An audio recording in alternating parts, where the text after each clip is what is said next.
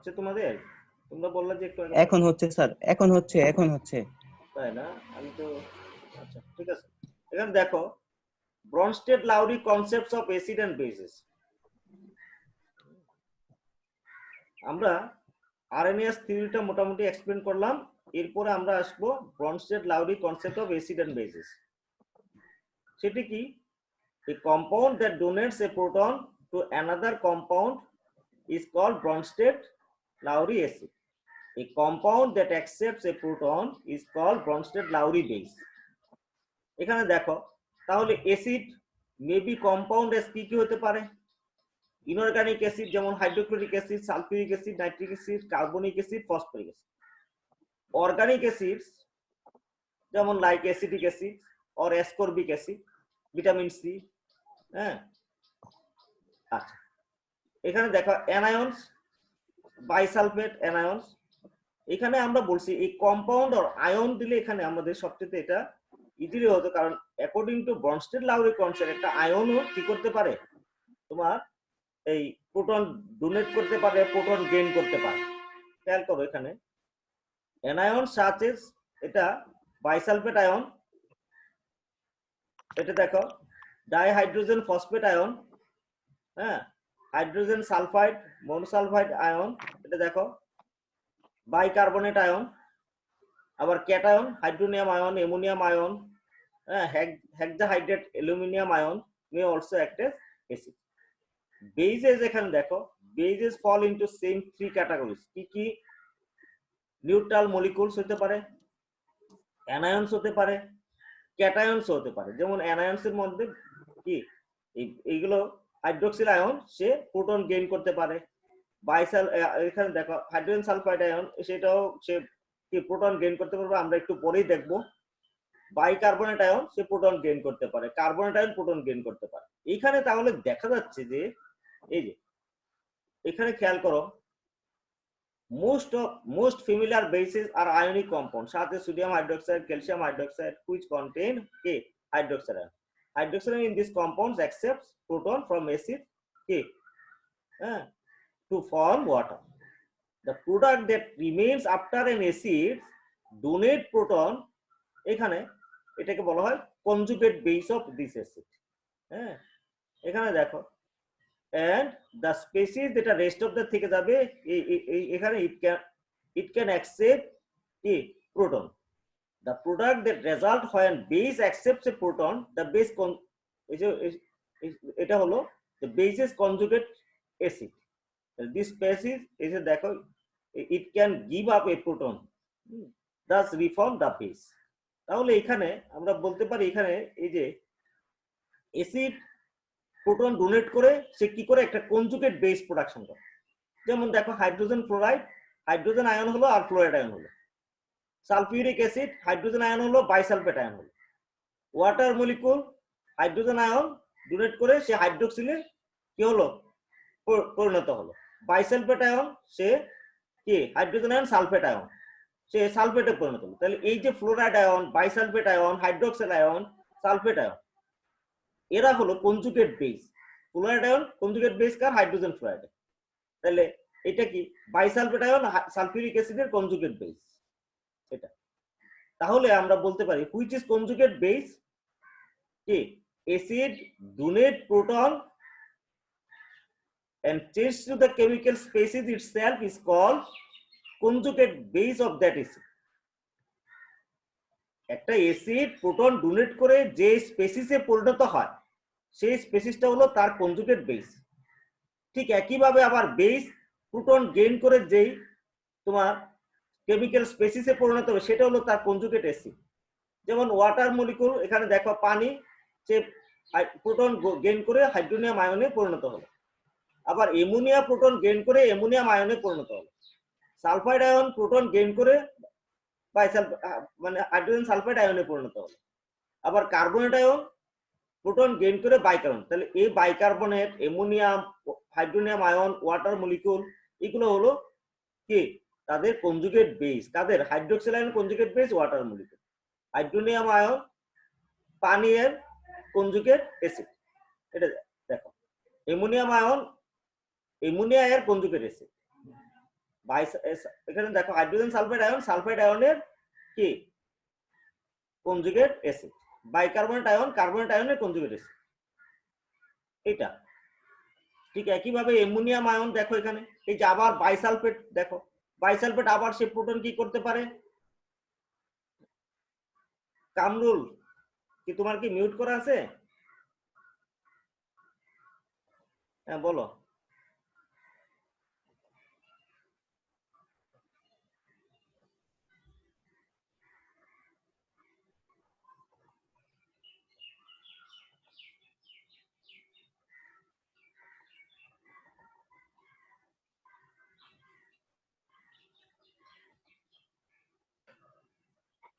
Hello, হ্যাঁ কামরুল মনে কিছু বলবে? হ্যাঁ দেখি। না স্যার, কোশ্চেন নাই, এভাবে হয়েছে। আচ্ছা ঠিক আছে। এখানে দেখো এই যে অ্যামোনিয়াম আয়ন কি প্রোটন ডোনেট করে সে অ্যামোনিয়া স্পেসিসে পরিণত হয়, তাহলে অ্যামোনিয়াটা হলো এই অ্যামোনিয়াম আয়নের কনজুগেট বেস। আবার ঠিক দেখো এখানে ফ্লোরাইড আয়ন আর সে প্রোটন গেইন করে হাইড্রোজেন ফ্লোরাইডে পরিণত, তাহলে হাইড্রোজেন ফ্লোরাইড হলো ফ্লোরাইড আয়নের কনজুগেট অ্যাসিড, কারণ ফ্লোরাইড আয়ন অ্যাক্টেস কি এটা বেস, সে প্রোটন গেইন করে এটা। ঠিক আবার দেখো কার্বনেট আয়ন কি তোমার কি বাইকার্বনেট পরিণত হচ্ছে, প্রোটন গেইন করে। আচ্ছা একটা জিনিস এখানে খেয়াল করো যে এই যে দেখো বাইসালফেট আয়ন, হ্যাঁ এই যে বাইসালফেট আয়ন সে কিন্তু আবার প্রোটন গেইনও করতে পারে। বাইসালফেট যদি আমরা বিপরীত বিক্রিয়াটা দেখি, বাইসালফেট আয়ন প্রোটন গেইন করে সালফিউরিক অ্যাসিডে পরিণত হলো, দেন বাইসালফেট আয়ন কি বেস, তাহলে বাইসালফেট আয়ন কনজুগেট বেস কার সালফিউরিক অ্যাসিডে, তাহলে bisulphate ion both act as acid and base. আর বাইসালফেট আয়ন কি করে, সে প্রোটন ডোনেট করে সালফেট আয়নে পরিণত হতে পারে। তাহলে এই যে বাইসালফেট আয়ন একটা আয়ন, হ্যাঁ both act as base and acid এরকম। তাহলে এখান থেকে এই যে এটা হলো তোমার ব্রনস্টেড লাউরির কনসেপ্টের সফলতা, যে সে তার যে কনসেপ্ট অনুযায়ী দেখা যায় যে কোনো আয়নও যে অ্যাসিড এবং বেস হিসেবে কাজ করতে পারে। In this two sets of equation, এটা দেখো এটা আমরা এটা পড়লেই বুঝবে। আমরা এখানে একটু দেখি, এই যে সালফিউরিক অ্যাসিড ওয়াটার মলিকুলকে কি দিয়ে দিল, একটা কি প্রোটন দিয়ে দিল, প্রোটন দিয়ে সে কিসে পরিণত হলো, বাইসালফেট আয়নে পরিণত হলো। আর ওয়াটার মলিকুলটা এই যে ব্রনস্টেড লাউরি বেস, সে কনজুগেট অ্যাসিড কার, এই দুইটা দেখো water molecule and hydronium ion, this is the conjugate acid base pair. আবার sulphuric acid bisulphate ion, this is the another conjugate acid base pair. তাহলে একটা অ্যাসিড এবং বেস রিঅ্যাকশনের মধ্যে কি থাকবে, একজোড়া অ্যাসিড থাকবে এবং একজোড়া বেস থাকবে। এইখানে খেয়াল করো এই রিঅ্যাকশনের মধ্যে কিন্তু আমরা কোন রকম সল্ট প্রোডাকশন দেখছি না, অর্থাৎ অ্যাসিড বেস রিঅ্যাকশন, এখানে যে কথা বলা হচ্ছে যে অ্যাসিড বেস রিঅ্যাকশন কিন্তু একটা কি রিভার্সিবল রিঅ্যাকশন, কিন্তু according to RNase concept acid base reaction is irreversible reaction. কারণ অ্যাসিড বেস রিঅ্যাকশন করে তখন সেখানে কি করে, সেখানে সল্ট এবং ওয়াটার প্রোডাকশন করে। সল্ট এবং ওয়াটারের মধ্যে there is no acid character, there is no basic character, হ্যাঁ কিন্তু এইখানে দেখো এখানে কিন্তু কোনো সল্ট প্রোডাকশন হচ্ছে না, এখানে অ্যাসিড এবং বেস দুইটা রিঅ্যাকশন করে অ্যানাদার দুইটা অ্যাসিড এবং বেস প্রোডাকশন করছে। হ্যাঁ এই দুইটার আবার বেসের কিন্তু অ্যাসিড এবং বেসিক প্রপার্টি রয়েছে। So it is differ from the কি Bronsted Lowry concept is differ from the Arrhenius theory. আমরা আরেকটা এখানে এক্সাম্পলে যাই, দেখো এটা ওয়াটার মলিকুল অ্যামোনিয়া, এগুলো আমরা দেখাইছি এখানে। ওয়াটার মলিকুল অ্যামোনিয়ার সাথে কি করবে, যখন রিঅ্যাকশন ওয়াটার যখন অ্যামোনিয়া যখন ওয়াটারে ডিসলভ হয়, সে অ্যামোনিয়াকে একটা প্রোটন দিয়ে দিল, তাহলে ওয়াটার মলিকুল অ্যাক্ট দেন কি অ্যাসিড, ব্রনস্টেড লাউরি অ্যাসিড। আর অ্যামোনিয়া দিস প্রোটন গেইন করে সে কি ব্রনস্টেড লাউরি কি, এই যে অ্যামোনিয়া ব্রনস্টেড লাউরি বেস, আর ammonium ion conjugate acid, hydroxide ion conjugate base.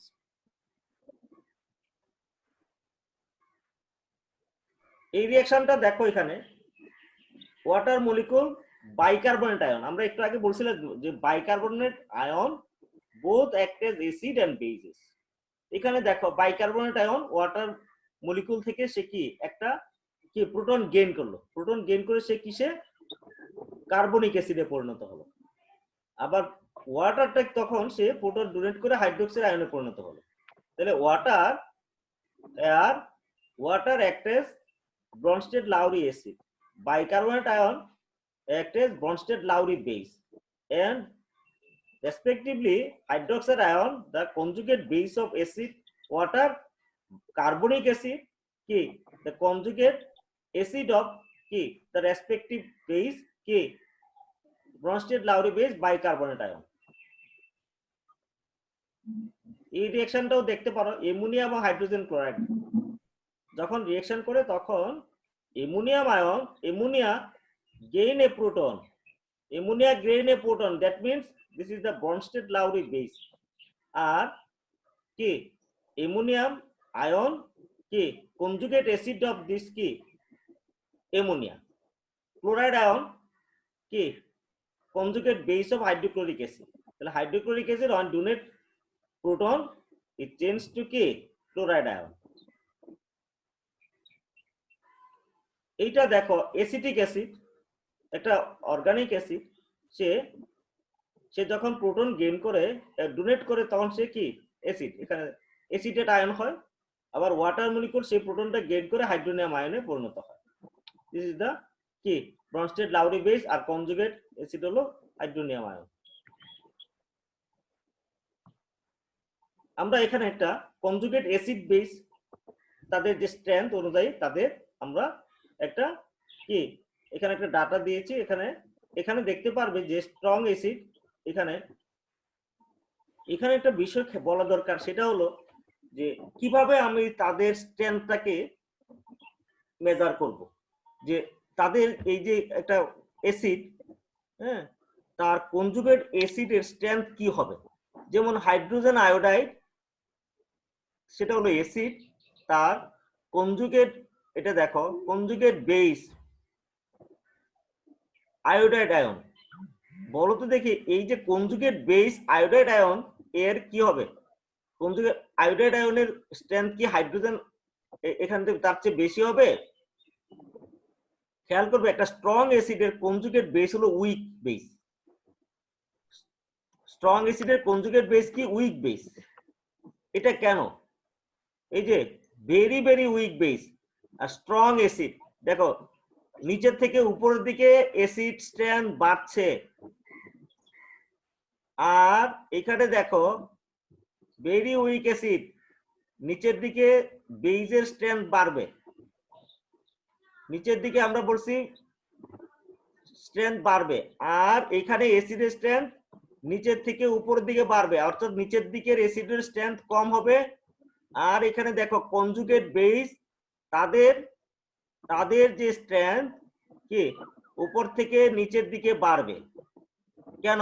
এটা একটি স্ট্রং অ্যাসিডের কনজুগেট বেস হলো উইক। কেন? কারণ হলো স্ট্রং অ্যাসিড মানে কি, it's easily donate it's hydrogen ion from its molecule, but এইখান থেকে যখন তার যে আয়োডাইড আয়ন, যেমন হাইড্রোজেন আয়োডাইড থেকে আয়োডাইড আয়ন যখন ফর্ম হবে, সে প্রোটনের সাথে যুক্ত হতে চায় না। সে যেহেতু যুক্ত হতে চায় না, তাহলে প্রোটন গেইনিং পাওয়ার তার কি কমে গেল। তাহলে প্রোটন গেইনিং বা প্রোটন অ্যাকসেপ্টিং পাওয়ার যদি কমে যায়, তাহলে তার বেসিসিটি কমে যাবে। ক্লিয়ার কথাটা?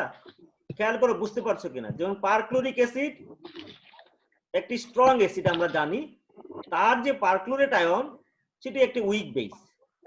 সেটি উইক বেস কেন? পারক্লোরেট আয়নটি আর নতুন করে হাইড্রোজেন বা প্রোটনের সাথে যুক্ত হতে চায় না। তার মানে কি, তার প্রোটন গেইনিং পাওয়ার কম, আর পারক্লোরিক অ্যাসিড তার প্রোটন ডোনেটিং ক্যাপাসিটি বেশি। প্রোটন ডোনেটিং ক্যাপাসিটি যার বেশি হবে তার স্ট্রেংথ বেশি হবে। আর এখানে প্রথমে প্রোটন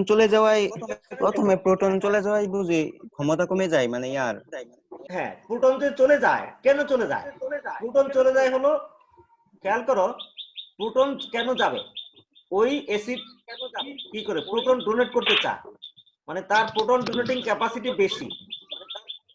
তার মানে কি পারক্লোরেট আয়ন আর প্রোটনের সাথে যুক্ত হতে চায় না, তাহলে যুক্ত হতে যেহেতু চায় না তার মানে কি সেক্ষেত্রে হলো তার প্রোটন গেইনিং ক্যাপাসিটি কমে গেল। তাহলে প্রোটন গেইনিং ক্যাপাসিটি কমে যায়, তার কি স্ট্রেংথ অফ বেসিসিটি কি কমে গেল। কমে গেল স্যার। ঠিক আছে, এইভাবে আমরা ইয়ে করতে পারি। এরপরে আসো, এগুলো একটু তোমরা দেখে নাও, প্রত্যেকটা জিনিস এগুলো খেয়াল করতে হবে। এই যে sulphuric acid bisulphate ion, hydronium আয়নের তার যে বেসিক ফর্মুলা ওয়াটার মলিকুল, এগুলো দেখতে হবে। হ্যাঁ, এগুলো থেকে কোশ্চেন আসতে পারে, বিভিন্ন ধরনের পরীক্ষা আসে। এরপরে আমরা আজকে আমরা এটুক পর্যন্তই রাখবো। আজকে আমরা ব্রনস্টেড লাউরি পর্যন্তই রাখবো। এরপরে আমরা অন্যান্য অ্যাসিডের তোমার কনসেপ্ট নিয়ে আলোচনা করব অন্য ক্লাসে। এখন আমরা তোমরা বলো আজকে যে ক্লাসের মধ্যে তোমাদের কোন কোন জায়গায় কোশ্চেন আছে বুঝো নাই। আমি তোমাদের সবাইকে মিউট আনমিউট করে ইয়ে করে দিচ্ছি। আনমিউটটা আমরা তোমরাই করে রাখছো? হ্যাঁ ঠিক আছে। তোমাদের এখানে কি কি প্রশ্ন আছে বলো দেখি, বুঝতে পারো নাই কোথাও?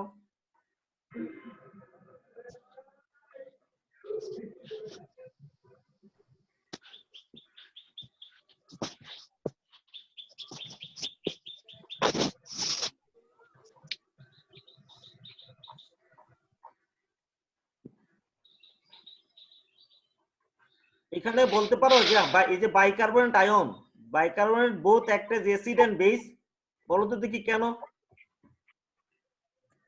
কেউ বলো একজন। Bicarbonate ion both act as acid and base. Here কারণ বেস। স্যার এটা ক্ষেত্র বিশেষে স্যার প্রোটন গ্রহণ করতে পারে। হ্যাঁ, ক্ষেত্র বিশেষে প্রোটন গ্রহণ ক্ষেত্র করতে বিশেষে পারে, স্যার এটা প্রোটন গ্রহণ করতে পারে এবং ক্ষেত্র বিশেষে প্রোটন ত্যাগ করতে পারে। সেজন্য স্যার এটা প্রোটন অ্যাসিড ত্যাগ এবং করে সে বেস কিসে পরিণত হবে? তার রিঅ্যাকশনটা কি হবে? সে যখন প্রোটন ডোনেট করবে তখন সে কিসে পরিণত হবে? HCO3-। HCO3 মানে কি কার্বনেট আয়ন। এটা কনজুগেট বেস। হ্যাঁ, HCO3 হবে, কার্বনেট আয়ন হবে। তাহলে বাইকার্বনেটের কার্বনেট আয়নটা কি? বাইকার্বনেটের কার্বনেট আয়ন হলো তার কনজুগেট অ্যাসিড। জি স্যার। অ্যাসিড। হ্যাঁ, মানে কি তাহলে কনজুগেট, আমরা এখন আসবো what is the definition of conjugate acid and base. তাহলে which is the conjugate base, definition কি হবে? an acid কি হয় কি donate It's proton. donate its proton and change its কি change a chemical species itself is called কি conjugate base of Conjugate that base. acid। বুঝতে পারছো? মানে কি অ্যাসিড প্রোটন ডোনেট করার পরে সে যে রাসায়নিক প্রজাতিতে পরিণত হবে, সেই রাসায়নিক প্রজাতি বা সেই রাসায়নিক কি সত্তাটি হলো ওই অ্যাসিডের কি কনজুগেট বেস। আচ্ছা, ঠিক একইভাবে আবার কনজুগেট অ্যাসিড কি হবে? কোন বেস কি হবে? প্রোটন গ্রহণ করে যে রাসায়নিক সত্তায় পরিণত হয়, ওই রাসায়নিক সত্তাকে কি ওই রাসায়নিক সত্তাকে ওই অ্যাসিডের কনজুগেট ওই অ্যাসিডের কনজুগেট অ্যাসিড বলে বেস বলা হয়। ঠিক আছে, এবার বলো কনজুগেট অ্যাসিড এবং বেসের মধ্যে যে কার স্ট্রেংথ বেশি হবে? যদি একটি স্ট্রং অ্যাসিড হয় তার কনজুগেট বেসের কি হবে? স্ট্রেংথ কমে যাবে, অনেক লোয়ার হবে, দুর্বল হবে। আবার কনজুগেট ইয়ে কি হবে?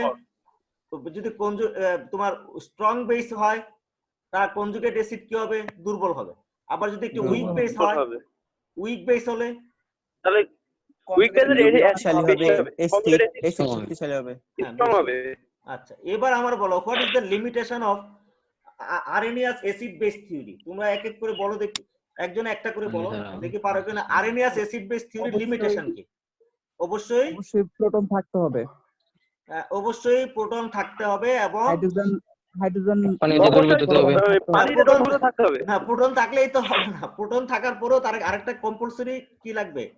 কম্পালসরি কন্ডিশন থাকতে হবে, পানিতে দ্রবীভূত হতে হবে। পানির উপস্থিতি ছাড়া dissolved water, and the substance which dissolve in water only and donate hydrogen ion, it's called কি areneous acid। মানে কি সে আরেনিয়াস অ্যাসিড বেস থিওরি বা মতবাদ অনুযায়ী অবশ্যই কোন রাসায়নিক পদার্থের মধ্যে হাইড্রোজেন পরমাণু থাকতে হবে এবং ওই রাসায়নিক পদার্থটি পানিতে দ্রবীভূত হইতে হবে। দ্রবীভূত থাকতে হবে, হ্যাঁ। পানিতে দ্রবীভূত হতে স্যার হবে। বলছি স্যার, পানিতে দ্রবীভূত হলে সে তখন অ্যাসিড হবে। তাহলে আরএনএস কনসেপ্টের অ্যাসিড হবে। মেইন লিমিটেশন কি? মেইন লিমিটেশন হলো কি compulsory presence of water medium, sir তাই না? পানি ছাড়া বিক্রি পানির জি স্যার, পানীয় দ্রবণের উপস্থিতি ছাড়া আরএনএস মতবাদ প্রযোজ্য নয়, হবে না। নয়। ঠিক আছে? আরেকটা মতবাদ কি? জি স্যার, এক যাদেরও প্রোটন থাকতে হবে। প্রোটন যাদের মধ্যে নাই তারা কি হবে না, অ্যাসিড এবং বেস হবে না। হবে না। তাহলে অ্যাসিড এবং বেস হবে না, এটি আমরা তো দেখতে পাচ্ছি যে প্রোটন না থাকলেও কি হতে পারে, অ্যাসিড এবং বেস হতে পারে। জি স্যার যে আমরা বনস্টেড লাউরিতে দেখলাম যে অ্যাসিড এবং বেস কি প্রোটন না থাকলেও, যেমন ক্লোরাইড আয়ন, হতে পারে। ক্লোরাইড আয়ন, ক্লোরাইড আয়ন কি একটা প্রোটন গেইন ব্রোমিন করতে পারে, ট্রাইফ্লোরাইড। হ্যাঁ ব্রোমিন ট্রাইফ্লোরাইড জি, স্যার। এরকম। তাহলে সেগুলো কি তাদের মলিকুলের মধ্যে প্রোটন না থাকলেও তারা কি করতে পারে, অ্যাসিড এবং বেস অ্যাসিড বেড হতে পারে। কাজ করতে পারে। আরেকটা হলো যে হাইড্রোক্সিল আয়নের তোমার কি কম্পালসরি প্রেজেন্স থাকতে হবে, তাহলে বেস হবে। তাহলে হাইড্রোক্সিল আয়নের কম্পালসরি প্রেজেন্স যদি না থাকে তাহলে তো সে বেস হতে পারে। এর কিন্তু কোনো এক্সপ্লেনেশন আরএনএস থিওরিতে নেই, আছে? নাই। আচ্ছা, নাই। জি আরেকটা, না স্যার, নাই। তাহলে আমরা কয়টা এখন পাইলাম? তিনটা পাইলাম। আরেকটা হলো, তিনটা। হ্যাঁ আরেকটা হলো যে according to Arrhenius acid base theory অবশ্যই neutralisation reaction will be perform in a acid base reaction. মানে কি সেখানে সল্ট এবং ওয়াটার প্রডিউস কোনো হবে, লবণ নাই। হ্যাঁ লবণ তৈরি হবে, মানে তার পানি। থিওরি অনুযায়ী সল্ট এবং ওয়াটার হবে। তৈরি হবে। কিন্তু আমরা দেখতে পাচ্ছি সেখানে লবণটা দ্রবীভূত অবস্থা থাকবে। দ্রবীভূত অবস্থায় থাকবে, কিন্তু তার compulsory RNA sir, according to RNase theory যে একটা অ্যাসিড বেস রিঅ্যাকশন যখন হবে সেই রিঅ্যাকশনটির মধ্যে অবশ্যই নিউট্রালাইজেশন হবে, অর্থাৎ ইট ইজ এ নিউট্রালাইজেশন লবণ পানি রিঅ্যাকশন। উৎপন্ন হতে হবে। তাহলে সেটা কি একটা নিউট্রালাইজেশন রিঅ্যাকশন? নিউট্রালাইজেশন। কিন্তু আমরা দেখতে পাচ্ছি সব জায়গায় এটি neutralisation There is no reaction, salt and water. হ্যাঁ সল্ট এন্ড ওয়াটার প্রোডাকশন হবে, কিন্তু সব জায়গায় কিন্তু সল্ট এন্ড ওয়াটার প্রোডাকশন হয় হয় না। না। তাহলে হবে না। হ্যাঁ এটাও একটা তার একটা লিমিটেশন। তাহলে আমরা এই কয়েকটা সীমাবদ্ধতা। লিমিটেশন আমরা লিখতে পারবো না, চারটা লিমিটেশন লিখতে পারবো। এবার আসো, জি স্যার, পারবো স্যার। এবার আসো ব্রনস্টেড লাউরি কনসেপ্টের লিমিটেশন কি। আমাদের টাইম শেষ হয়ে যাবে কারণ আমাদের শিডিউল টাইম শেষ, তোমরা তাড়াতাড়ি শেষ করবে। ব্রনস্টেড লাউরি থিওরির একটা লিমিটেশনস বলো তো দেখি। ব্রনস্টেড লাউরির কনসেপ্টের একটা লিমিটেশনস কি? ব্রনস্টেড লাউরির একটা লিমিটেশনস হলো যাদের প্রোটন গেইনিং ক্যাপাসিটি নাই তারা বেস হবে না। জি স্যার। কিন্তু আমরা তো জানি যে ইলেকট্রন পেয়ার সে যদি প্রোটন না করলো, ইলেকট্রন পেয়ার যদি কি করে কেউ গেইন করে তাহলে সে কি, সে বেস হতে পারে। আমরা ওই যে জি স্যার, ওই যে হিস্ট্রিক্যাল ব্যাকগ্রাউন্ডের মধ্যে আমরা দেখেছি একটু যে তোমার লুইস থিওরিতে মনে করো, লুইস অ্যাসিড বেস থিওরিতে, তাই না? সে প্রোটন ডোনেট করলো না, যেমন মনে করো একটা ক্যাটায়ন যেমন সোডিয়াম আয়ন বা সিলভার আয়ন। সিলভার আয়ন তোমরা জানো যে সিলভার আয়ন, তোমরা কি সিলভার টেস্ট করেছো কখনো? ইন্টারমিডিয়েটে করেছো তো? ক্লোরাইড আয়নের টেস্ট করেছো না? ক্লোরাইড আয়নের টেস্ট করেছো। আচ্ছা, ক্লোরাইড আয়নের টেস্ট যদি করে থাকো তাহলে সেখানে কি করেছো যে একটা ক্লোরাইড মানে আয়নের সলিউশনের মধ্যে সিলভার নাইট্রেট দিয়েছো, তাই না? তাহলে কি হলো, সেখানে সিলভার ক্লোরাইডের প্রিসিপিটেশন পড়লো। এই প্রিসিপিটেশনটাকে কনফার্ম করার জন্য সেখানে আমরা কি অ্যামোনিয়াম হাইড্রোক্সাইড, তাহলে ammonium hydroxide then reacts with silver ion, হ্যাঁ তাহলে কি হবে, ডাইমিন সিলভার হাইড্রোক্সাইড তৈরি হবে। এই যে ডাইমিন সিলভার হাইড্রোক্সাইড তৈরি হলো সেখানে কিন্তু সিলভার আয়ন অ্যামোনিয়াম মলিকুল থেকে দুইটা কি একটা লোন পেয়ার ইলেকট্রন গেইন করে। তাহলে এই যে দুইটা লোন পেয়ার ইলেকট্রন গেইন করে দুইটা অ্যামোনিয়াম আয়ন থেকে, অ্যামোনিয়া অণু থেকে, তাহলে সেটা কি, সে ইলেকট্রন গেইন করছে। কিন্তু সে কিন্তু এখানে ইলেকট্রন যেহেতু পেয়ার অ্যাকসেপ্টর, তাহলে সে কি, সে অ্যাসিড। তাহলে অ্যাকর্ডিং টু ব্রনস্টেড লাউরি থিওরি কোন মেটাল ক্যাটায়ন কি ডোন্ট বি অ্যাক্ট এজ কি অ্যাসিড। বুঝতে পারছো? তাহলে এটা কি তার একটা লিমিটেশন, বুঝতে পারছো? আচ্ছা, আমরা তোমাদের একটা কাজ দিয়ে দিই, তোমরা ব্রনস্টেড লাউরি থিওরির লিমিটেশনস গুলো নিয়ে একটু চিন্তা করবে। সেগুলো আমাকে পরবর্তী ক্লাসে বলবে। ঠিক আছে, আমরা পরবর্তী ক্লাসে আমরা একটা শিডিউল দিয়ে দেবো, সেই শিডিউল অনুযায়ী পরবর্তী ক্লাসগুলো হবে। ঠিক আছে, আজকে আমরা এই পর্যন্তই রাখলাম। ঠিক আছে। সবাইকে ধন্যবাদ, সবাইকে আপনাকেও ধন্যবাদ স্যার। আসসালামু আপনাকে আলাইকুম। ধন্যবাদ। তোমরা ছবি তুলতে পারো, কয়জন আছো তোমরা ছবি তুলো। ধন্যবাদ স্যার। আমরা জি স্যার। দেখাইলাম, বড় করে দেখাই।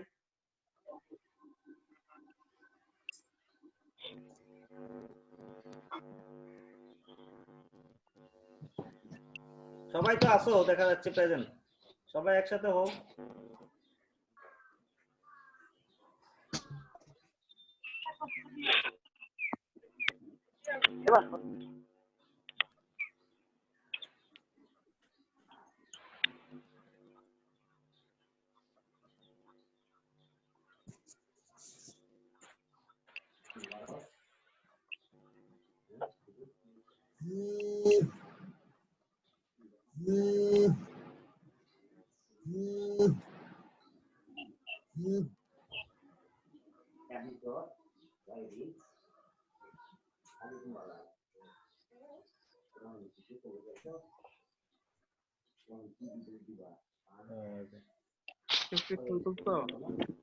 সবাই সবাই তুলে ছবি তুলতে পারো, তুলো।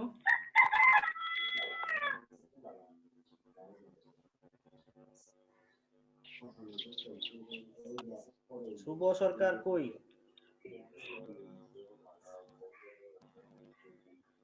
আর যদি ডেস্কটপ থাকে তাহলে সেই ক্ষেত্রে ভালো হয় স্যার। হ্যাঁ, সেক্ষেত্রে ভালো হবে। 4টা করে তুলতে পারবে তোমরা, ডেস্কটপ থাকলে পুরোটাই চলে আসবে, সবাই চলে আসবে। কেউ কি ডেস্কটপে যোগ দিত? হ্যাঁ, ছবি তুলতে পারো, ছবি তুলো তোমরা, স্ক্রিনশট নিতে পারো, স্ক্রিনশট নিলে চলে আসবে।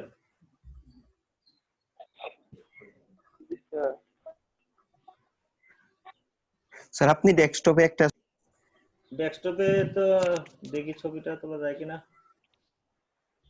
রেকর্ড হয়ে যাচ্ছে তো ছবি তো। আবার ওয়েটিং রুমে কে আসলো? শুভ। তো কেমন লাগলো তোমাদের আজকে ক্লাস? কেমন লাগলো? ভালো লাগলো?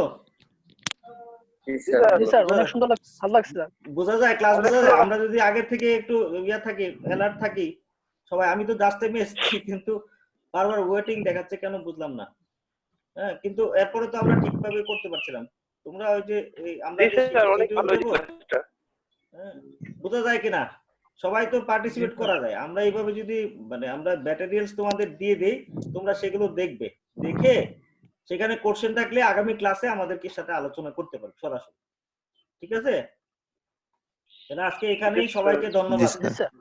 সবাইকে ধন্যবাদ, ভালো থাকো। আর সবাই বাইরে যাও না, বাসার বাইরে যাও না, নিজেকে সেভ করো, আমাদের সমাজকে সেভ করো। ওকে জি স্যার। Okay sir.